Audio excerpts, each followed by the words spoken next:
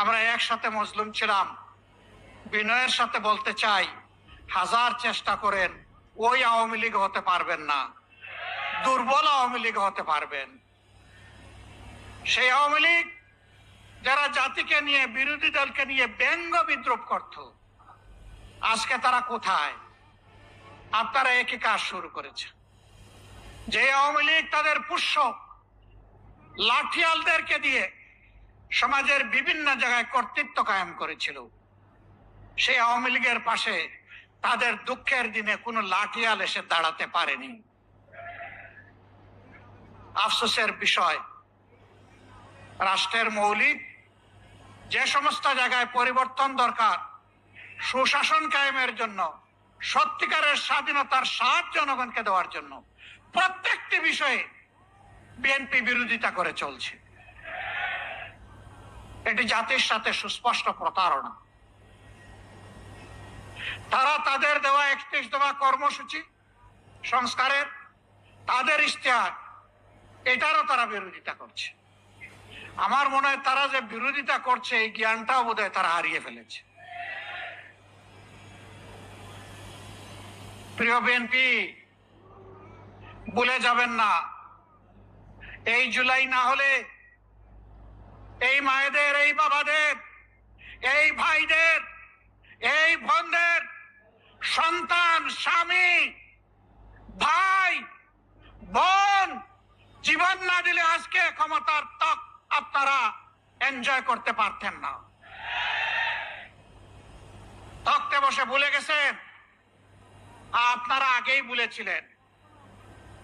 শহীদ পরিবার যখন বুকে কষ্ট নিয়ে কান্নাকাটি করছিল, শহীদ পরিবারের কাছে তখন আপনাদের ছুটে যাওয়ার সময় ছিল না। আপনারা 5 আগস্টের পর 7 আগস্ট পার্টি অফিসের সামনে দাঁড়িয়ে বললেন, আমাদেরকে নির্বাচন দাও, আমরা ক্ষমতায় বসতে চাই। শহীদ পরিবারের দুঃখ আপনাদের অন্তরকে স্পর্শ করে নাই। আহত বঙ্গদের নিয়ে আপনাদের কোনো কর্মসূচি ভাবনা জাতি দেখে নাই। আপনারা এই বিপ্লবের বেনিফিশিয়ারি, যারা বিদেশে ছিলেন স্বদেশে আসার সুযোগ পেয়েছেন। এই বিপ্লব না হলে আপনারা বোধহয় কল্পনাও করতেন না দেশে ফিরে আসা। আমার সম্মানিত জেলের সহকর্মী পার্টনার আল্লামা মামুনুল হক বলেছেন, বিএনপির শীর্ষ নেতারা জেলে ছিলেন, একসাথেই ছিলাম। তারা হতাশা ব্যক্ত করে বলতেন, 41-এর আগে হাসিনা এবং আওয়ামী লীগকে ক্ষমতা থেকে সরানো সম্ভব নয়। 24-এর অভ্যুত্থানের পরে 8 তারিখ যখন বঙ্গভবনে শপথ নিলেন উপদেষ্টারা, বিএনপির বাংলাদেশে উপস্থিত সর্বোচ্চ পর্যায়ের একজন নেতা আর আমি পাশাপাশি ছিলাম। উনি আমারে জিজ্ঞেস করলেন, এটা কি হলো? আমি কিছু না বলে আসমানের দিকে আমার এই আঙ্গুলটা উঠালাম। তিনি বললেন, আসলে এটা খোদাই দান, এটাই মিরাকল। সেই খোদাই দান ভুলে গেলেন। এখন কেউ কেউ দাবি করে অমুক আন্দোলনের মাস্টার মাইন্ড, অমুকের নেতৃত্বে এই আন্দোলন সফল হয়েছে। এগুলা সব ভুয়া। আমরা কারণ ন্যায্য অবদানকে কখনো আমরা অস্বীকার করি না। আন্দোলন আমরা সবাই করেছি, কিন্তু আমরা তীরে ভিড়তে পারি নাই। আমাদের তরি সমুদ্রে ভাসমান ছিল।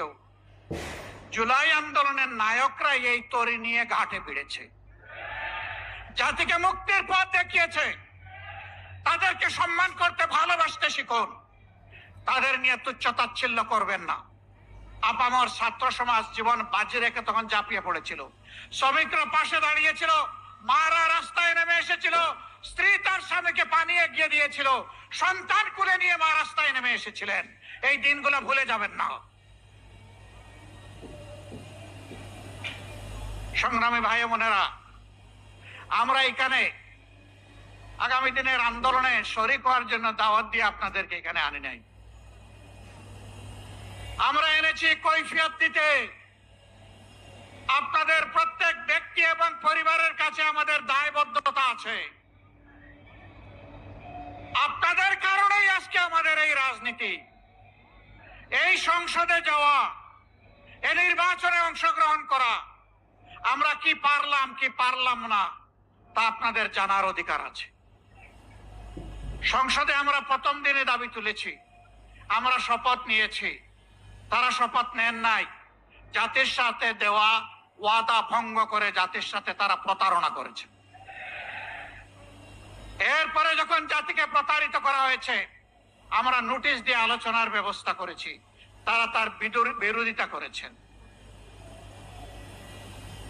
যে আইনগুলো সংশোধন না হলে, যে অধ্যাদেশ বাস্তবায়ন না হলে ফ্যাসিবাদী শাসনের পরিবর্তন হবে না, সেই সবগুলা আগের মতো, আগে স্বৈরাচারী সরকারের মতো রাখার পক্ষে তারা অবস্থান নিয়েছে।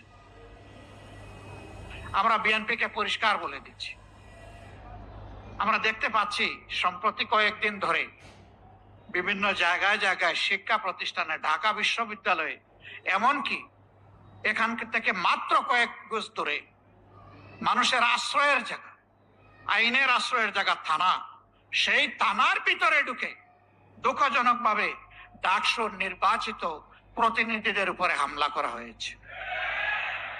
বার্তা পরিষ্কার। যেদিন তারা গণভোটের রায় অস্বীকার করেছেন, আমি বলেছিলাম বিএনপি আজকে থেকে ফ্যাসিবাদের পথে যাত্রা শুরু করলো। এইটা ফ্যাসিবাদ।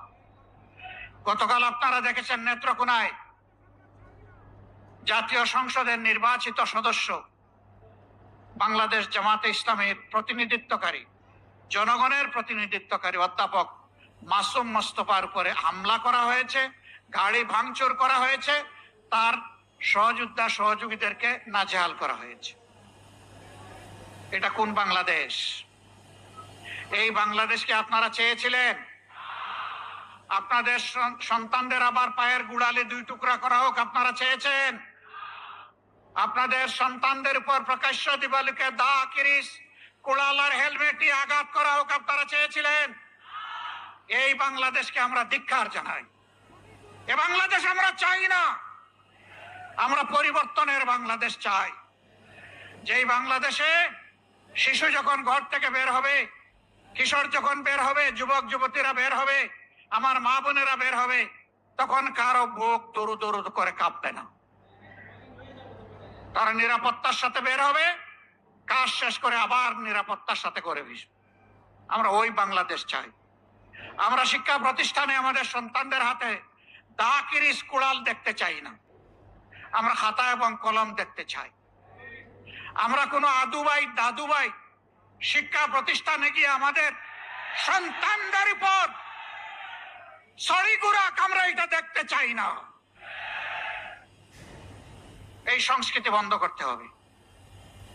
যদি বন্ধ না করেন, মনে রাখবেন জুলাই শুধু 24 সালে ছিল না, জুলাই প্রত্যেক বৎসরে আছে। সে জুলাই আবার ফিরে আসবে ইনশাআল্লাহ, এবং তখন ফাইনালি ফ্যাসিবাদের কবর রচনা হবে। শুভ বুদ্ধির উদয় হোক। জনগণের রায়ের প্রতি সম্মান দেখান। 70% মানুষের রায় মেনে নিন, গণভোটের রায় বাস্তবায়ন করুন। যদি না করেন, আমাদের লড়াই সংসদের ভিতরেও চলবে, খোলা ময়দানেও চলবে ইনশাআল্লাহ। এবং আল্লাহর পর ভরসা করে বলতে পারি, এই লড়াইয়ে জনগণের বিজয় হবে ইনশাআল্লাহ। আমরা আপনাদের কাছে কথা দিয়েছি আগে, এখনো কথা দিচ্ছি। আমার সহযোদ্ধারা যেমন বলেছেন, ইনশাআল্লাহ আগামীর লড়াইয়ে জাতির প্রয়োজনে সামনের সারিতে থেকে আমরা যুদ্ধ চালিয়ে যাব। আমাদের জীবনটা আল্লাহর জন্য, মানবতার জন্য, দেশের জন্য, জাতির জন্য। আল্লাহ যদি কবুল করেন, গর্বিত শহীদ হয়ে দুনিয়া থেকে বিদায় নিব ইনশাআল্লাহ। গতকালকেও এই জায়গায় আরেকটা সমাবেশ ছিল, পরিষ্কার বলেছি, সিগালের মতো 100-1000 বছর বাঁচতে চাই না, বিড়ালের মতো বাঁচতে চাই না, সিংহের মতো প্রয়োজনে 1 সেকেন্ড আয়ু চাই আল্লাহ তাআলার কাছে। ওইটাই করবে ইনশাআল্লাহ। জনতার বিজয় হবে। আমরা নিরাশ নই, আমরা গভীর আশাবাদী। এ বাংলাদেশ পাল্টাবে, নতুন বাংলাদেশ গড়া হবে ইনশাআল্লাহ। সেই বাংলাদেশ গড়ার প্রত্যাশায় সারা দেশবাসীকে আমরা পাশে চাই, এবং আমরাও দেশবাসীর সাথে থাকতে চাই। আমাদের কোনো নিজস্ব দলীয় ব্যক্তিগত কোনো দাবি দেওয়া নাই। আমাদের সমস্ত দাবি দেওয়া দেশবাসীর অধিকার আদায়ের জন্য। এ লড়াই চলবে, ইনশাআল্লাহ লড়ে যাব, ইনশাআল্লাহ আল্লাহ সাহায্য পাবো, ইনশাআল্লাহ আমাদের বিজয় হবে। আল্লাহ হাফিজ। বাংলাদেশ জিন্দাবাদ। বাংলাদেশ